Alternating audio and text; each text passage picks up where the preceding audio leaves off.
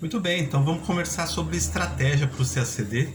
Queria começar falando um pouco do meu background em relação ao CACD para vocês sentirem se faz sentido vocês conversarem comigo, se essas estratégias fazem sentido para vocês. Rapidamente, eu estudo para o CACD há alguns anos e experimentei muitas coisas. Estava lembrando esses dias que os 2 primeiros anos de CACD eu não tinha estratégia. Os 2 primeiros anos de CACD, eu lia o que o povo lia, eu lia o que o povo mandava eu ler. E numa dessas, você não cria, né, a pontuação necessária para fazer na prova.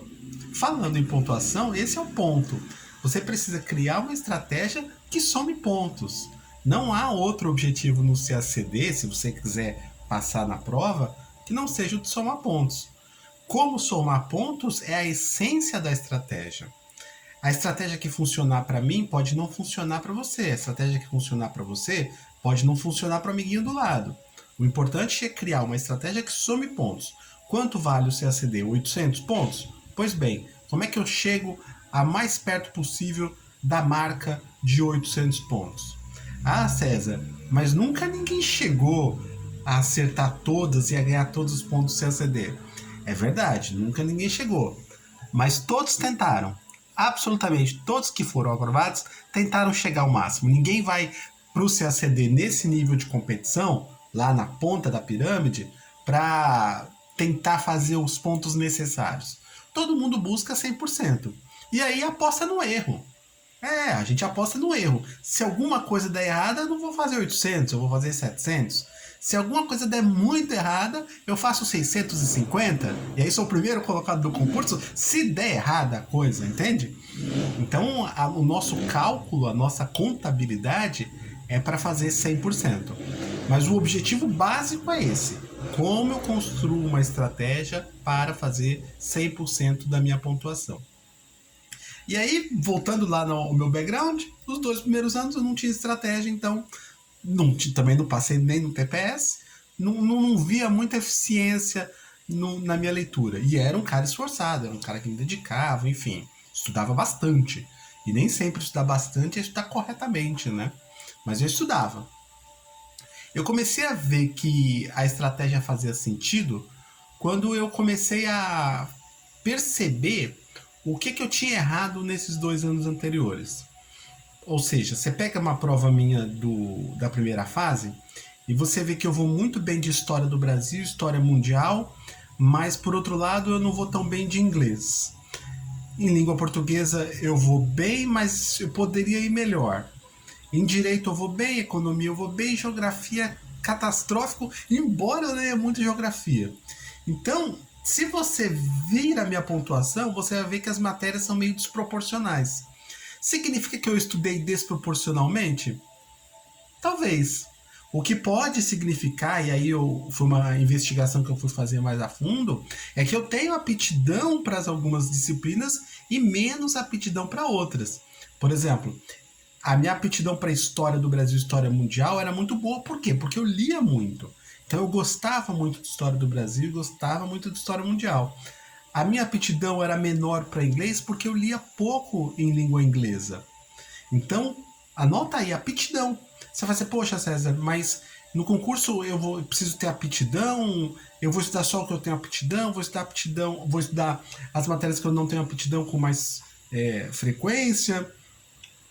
Aptidão não pode ser confundida com um processo natural. A aptidão também vem com o hábito da repetição.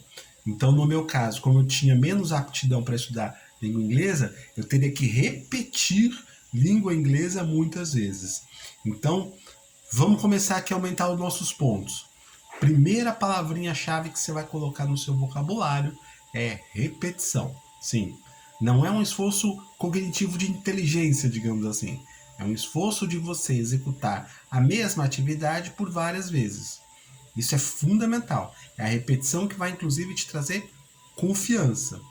Eu me lembro que quando eu comecei a repetir o CACD, quando eu estava lá na quinta vez, na sexta vez, na sétima vez, a prova do CACD para mim já não trazia mais novidade. Eu sabia exatamente é força de expressão, mas eu sabia muito do que a prova exigiria de mim. Eu ia para a prova já com uma estratégia muito calibrada. Por quê? Porque eu repeti o CACD várias vezes. E é essa a contribuição que eu quero te dar aqui no canal. O que eu aprendi com essa repetição de CACD? Tem gente que diz, César, mas... Diz não, né? Tem gente que pensa, acaba não dizendo. César, mas você não passou no concurso. Pois é. E o fato de eu não ter passado no concurso pode ser um grande trunfo para você. Para mim nem tanto, né? Eu fico aqui me lamuriando, mas para você pode ser um trunfo. Porque afinal de contas, o que o César não fez? Ou o que o César deixou de fazer? Ou o que o César fez que não deu errado, que não deu certo? Eu já fiz essa análise algumas vezes, então hoje eu tô falando com muita tranquilidade, de coração leve. Uma das coisas que eu deixei de fazer tá numa ordem, digamos, numa ordem mais inversa. Como assim, César, numa ordem inversa? Eu acho que não é da ordem do deixar de fazer, é da ordem do que você fez que não deveria ter feito. O quanto de excesso você colocou para jogo que não precisaria ter colocado. Eu diria, em outras palavras, que é o excesso que fez com que a aprovação se tornasse um processo de médio e de longo prazo. Então, talvez isso vale como orientação para você pensar a sua estratégia sobre o que você tem repetido demais. O que você tem repetido que não te leva a somar pontos. Vou repetir. O que você tem repetido em termos de processo, que hábitos você tem feito que não leva a somar pontos. Então não é o que você precisa fazer, mas sim o que você precisa deixar de fazer. Grande abraço.